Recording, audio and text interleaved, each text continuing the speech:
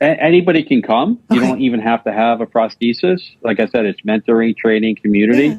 I'm all about, seeing is believing. If someone like at the subacute rehab, when Mr. Jones comes in, he's a brand new amputee, Mm-hmm. but Mr. Jones got his prosthesis 3 weeks ago.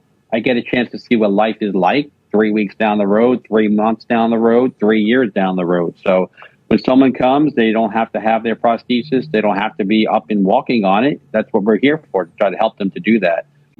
And that's the thing that really was a foundation for me because, I was just a kid. I thought everybody got this.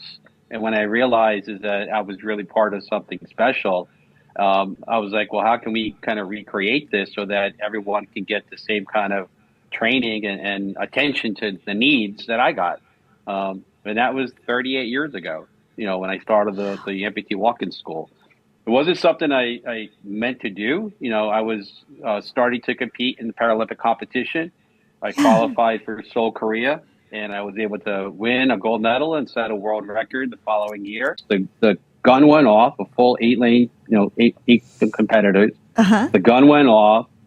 I lifted up my head to take my first step. Uh-huh. And when I looked up, the whole field was already halfway down the track. Oh, wow. And I started to run, and I just kept saying to myself, how did they do this?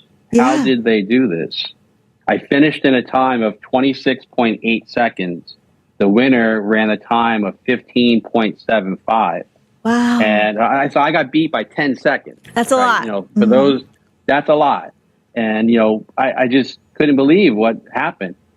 And right from then, I just said to myself, I got to learn how they did this, and I got to become a better athlete. Yeah. And just everything changed. You're not the only one. So like when I first started doing this, there was an amputee in New Jersey who saw an amputee in Kentucky.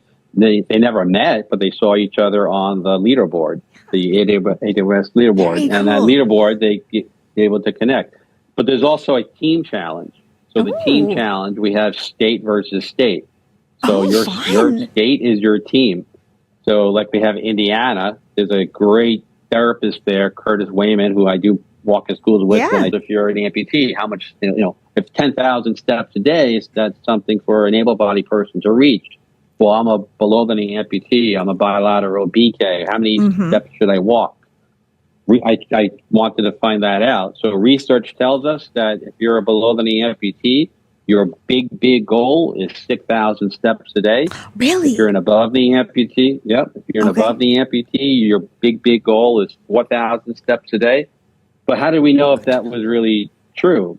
So Todd is a dedicated advocate, mentor, and leader in the limb loss community, best known for his work with Amputee Walking School. After losing his leg above the knee to bone cancer at 15, he embraced every challenge with determination, eventually becoming a Paralympic gold medalist in track and field and setting world record sprint times on his prosthetic.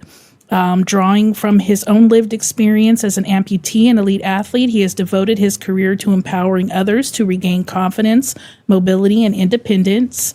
His compassionate approach, combined with practical expertise and motivational spirit, has helped countless individuals take their first steps, both physically and emotionally, towards a more active and fulfilling life.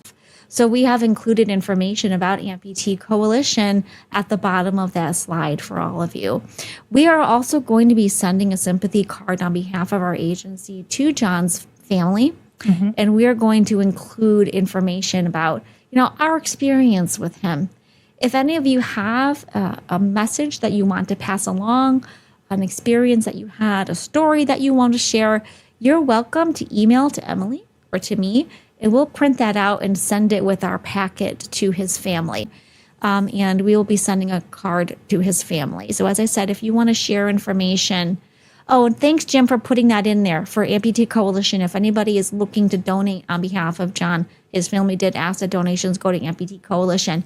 And Jim will put that information in the chat as well. You don't have to, but if you're looking to do that, every little bit counts. We can tell you from one nonprofit to another, every little bit counts.